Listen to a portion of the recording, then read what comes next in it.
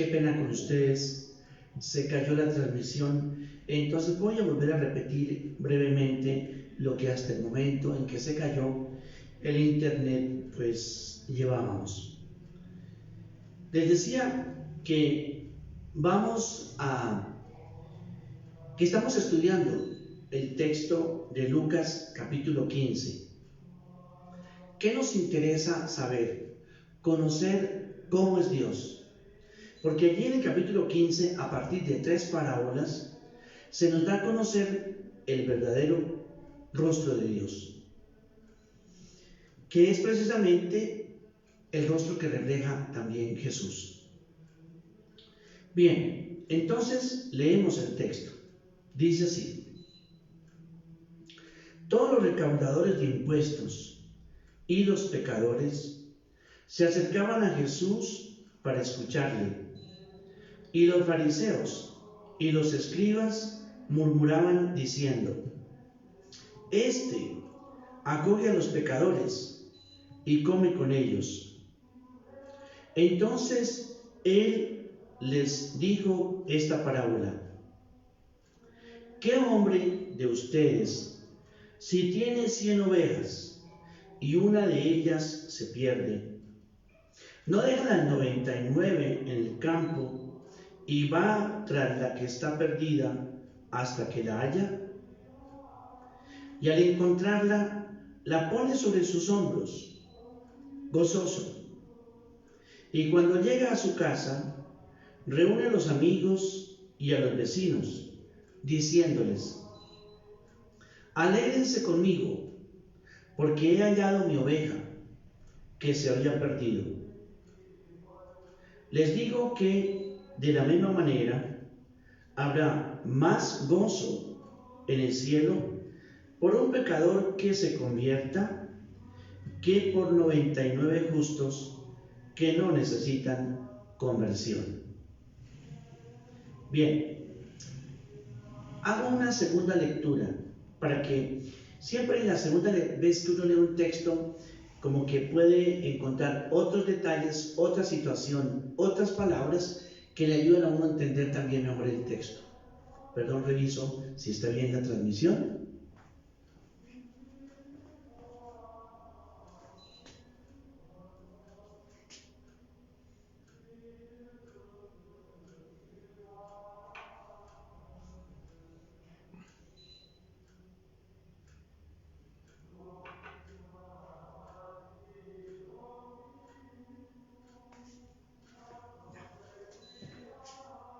Qué pena, había siempre hay unas dificultades a nivel de la transmisión, pero bueno, ya tenemos nuevamente acá. Bien, entonces volvemos a leer el texto. Segunda lectura. Todos los recaudadores de impuestos y los pecadores se acercaban a Jesús para oírle. Y los fariseos y los escribas murmuraban diciendo: este acoge a los pecadores y come con ellos. Entonces él les refirió esta parábola diciendo: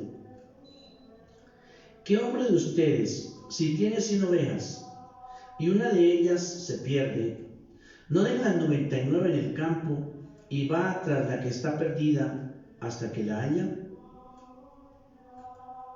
Y cuando la haya, reúne a sus amigos, vecinos, diciéndoles: alégrense conmigo, porque he hallado la oveja que se me había perdido. Les digo que de la misma manera habrá más gozo en el cielo por un pecador que se convierte que por 99 justos que no necesitan arrepentimiento. Perdón, como que otra vez está fallando.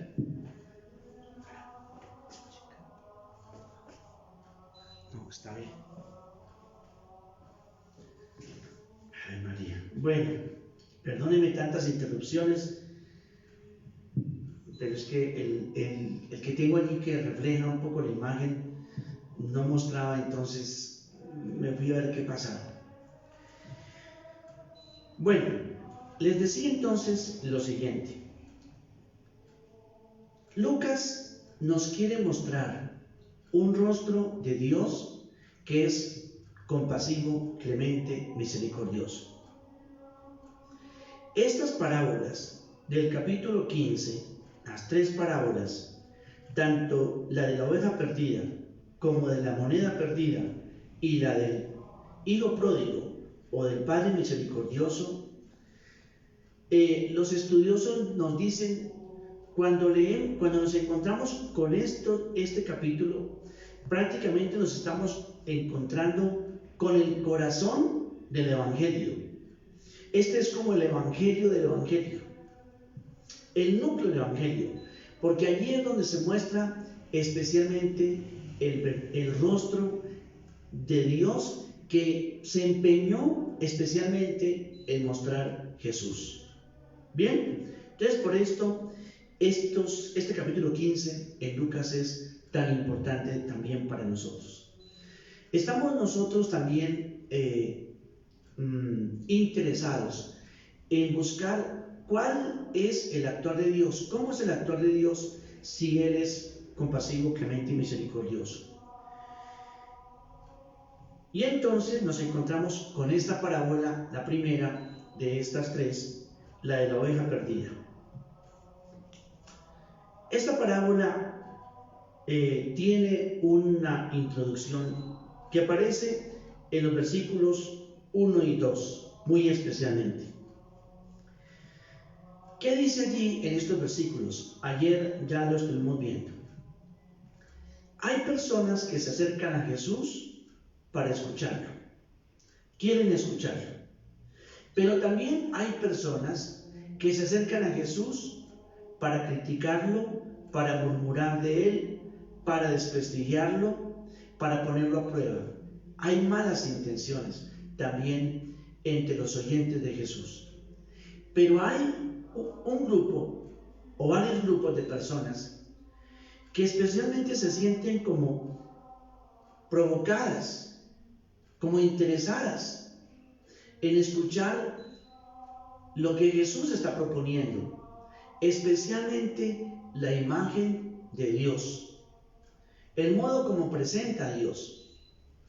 Es que los fariseos, por ejemplo, estaban muy interesados en presentar una imagen justiciera de Dios, una imagen de Dios que recompensa al que obra bien y castiga al que obra mal. Una imagen de Dios que siempre apunta también a recompensar por los méritos. Entonces, ¿qué hay que hacer delante de Dios? Ganar méritos.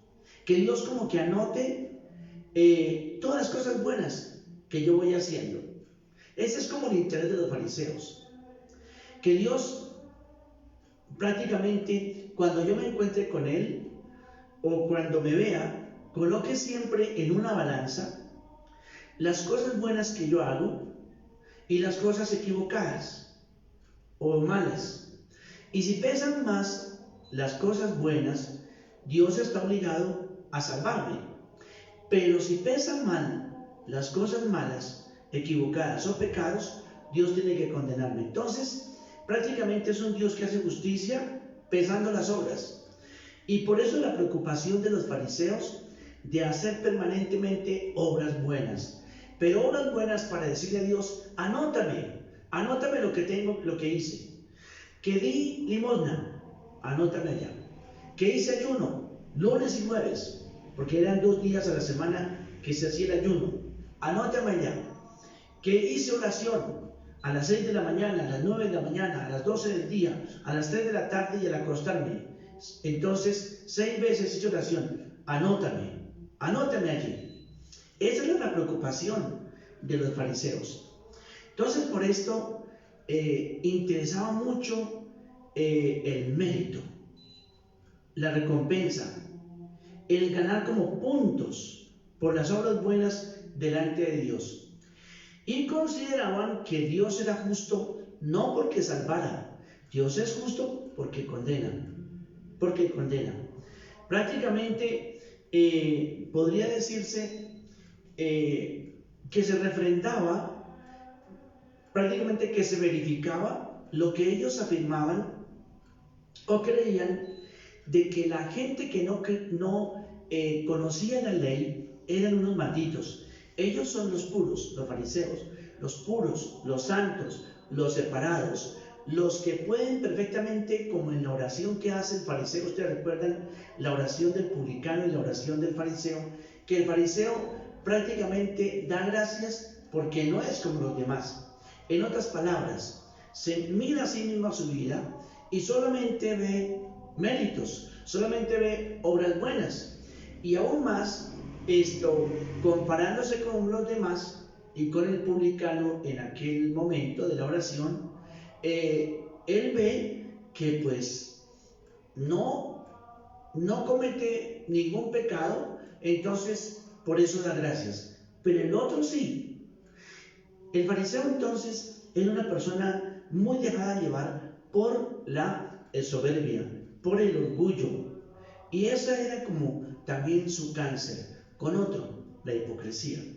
Porque Jesús lo destapa. Todo lo hacían ¿para qué? Para que lo vieran los demás.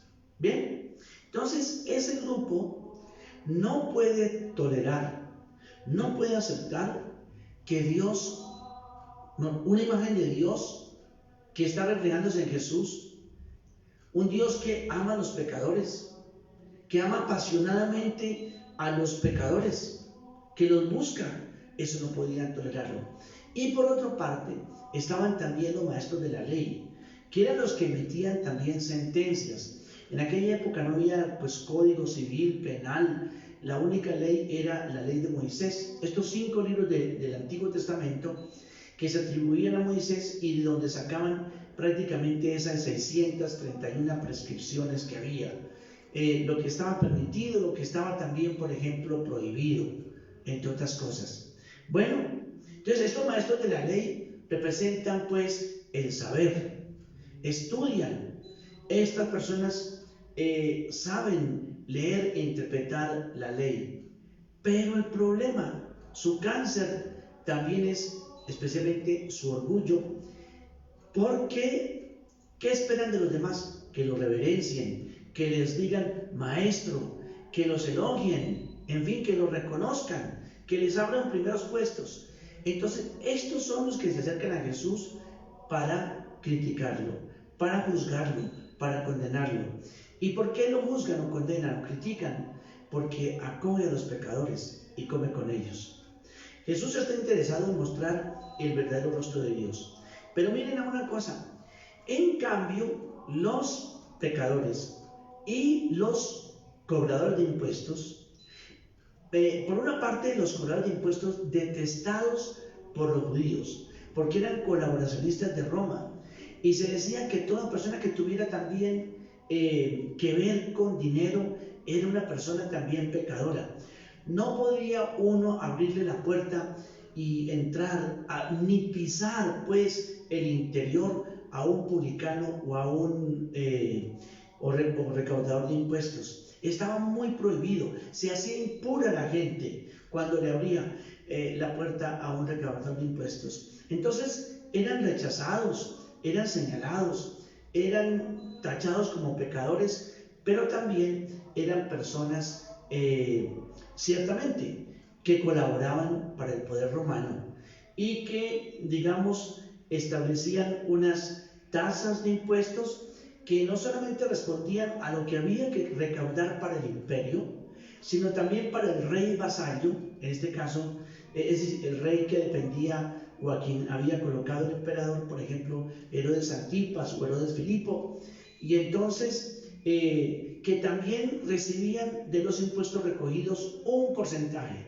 una tasa fija para Roma, otra, digamos, porcentaje iba para el rey vasallo, y debajo estaban los jefes de publicanos o jefes de recaudo de impuestos, que eran precisamente aquellos que tenían como un grupo de personas que eran los que en últimas cobraban los impuestos. Una cantidad de impuestos había, muchos impuestos, que en realidad asfixiaban a la gente, que había impuestos, bueno, por el solo hecho de existir en el imperio ya se pagaba impuesto, pero había también impuesto por las diferentes actividades, por el cultivar, por el comprar, por el comercial, había impuestos de peaje, había impuestos de producción de granos, de cereales, de uva, de breva, había impuestos también para el templo. Entonces la gente estaba muy asfixiada por los impuestos, tanto que a veces, tanto que cuando alguna persona, por ejemplo, se colgaba, no podía pagar los impuestos, estos mismos recaudadores de impuestos se encargaban casi de refinanciarle la deuda, y si no la pagaba, entonces se obligaba a que se vendiera como esclavo con su mujer y sus hijos. Y si había una mujer, muchas veces la vendía el mismo esposo como esclava, o la empleaban también, o le tocaba emplearse en prostitución. La situación de los impuestos era realmente una condición asfixiante, y además había que pagar impuestos para el templo, impuestos para el impuesto anual para el templo, pero impuesto para sostener el culto del templo, impuesto para sostener a los sacerdotes, para sostener las víctimas del templo. Entonces era una cantidad, una espantosa de exigencias tributarias que la gente tenía, casi no tenía razón, pero detestaban a los recaudadores de impuestos, porque les hacían por la vida imposible. Pero curiosamente, estos se acercan a Jesús a escucharle con gusto, a escucharle con agrado. Entonces uno se pregunta, ¿qué tendría Jesús en su mensaje, en su palabra, en sus actitudes, para que pecadores, que diríamos así, personas que moralmente vivían mal, por ejemplo, pero también recaudadores de impuestos, se acercaran a Jesús para escucharlo? ¿Qué tenían? Pues se encuentra uno una razón. Primero, la imagen de Dios que está presentando. Mientras fariseos y maestros de la ley condenaban a todos estos, a los pecadores y a los recaudadores de impuestos, los condenaban, los excluían, no tenían prácticamente acceso a la salvación, eran excluidos de Dios, porque además no conocían la ley y menos la cumplían. Por eso se decía, el que no conoce la ley es un maldito de Dios. Entonces en realidad eran como unos malditos de Dios, ya están perdidos definitivamente. Pero cuando escuchan hablar de un Dios que ama a los pecadores, que los busca, que los perdona, de un Dios que apasionadamente busca a la persona perdida, que apasionadamente ama al pecador, que apasionadamente ama al pecador, no al pecado. Cuando escuchan estas proclamación de esta noticia, sí que se convierte en buena noticia para aquellos que creían que ya no tenían esperanza de salvación. Por eso Jesús es aquí maravilloso. Se presenta como, diríamos así, como el gran anuncio de Dios de que todos tienen acceso a la salvación. No solamente los justos, también y muy especialmente los pecadores. Que Dios los acoge, que Dios los ama, que Dios ama a todos sin distinción y que Dios los espera, que Él los busca, que Él también quiere encontrarlos para ofrecerles también la oportunidad de salvación. Entonces, este mensaje tuvo que llamar, como que calar allá en el interior de aquellos que ya se creían, digamos, sin oportunidad de salvación, que creían que ya estaba cerrado el acceso a Dios para ellos. Imagínense ustedes, entonces, todas estas personas calificadas moralmente como de profesiones malas, vinculadas al pecado, personas reprobables por los fariseos, que les digan que Dios también los ama. Hay que ir a Jesús. Pues bien, entonces ese encuentro como la razón fuerte. ¿Por qué estos se sienten atraídos por Jesús? Por la imagen de Dios que Él está anunciando. Y que se está volviendo entonces, ¿qué? Una buena noticia para ellos. los que creen que ya están perdidos, los que creen que ya no tienen oportunidades. Esto es maravilloso, esto es maravilloso. Mucha gente, muy seguramente, se ha retirado también de la iglesia porque creen que ya no tienen oportunidad, porque puede ser que piensen que están llevando una vida tan mala, tan grave, tan llena de faltas, que Dios ya no les perdona. No, este es el anuncio, buena noticia. Para todos hay oportunidad, para todos hay oportunidad de salvación. Bien, como hoy me extendí un poquitico al comenzar, dejemos acá y mañana continuamos, si Dios nos da licencia, en la tercera y última parte del texto que hemos leído hoy. Pero sobre todo que entendamos también, yo no puedo sentirme nunca excluido de la salvación. Para Dios nadie está perdido. Dios solamente sabe amar y perdonar. Y ama muy apasionadamente al pecador, al caído, al que se ha equivocado, al que le ha dado la espalda. Es que es también su hijo, los ama, si bien no aprueba y detesta su pecado. Buena tarde para todos.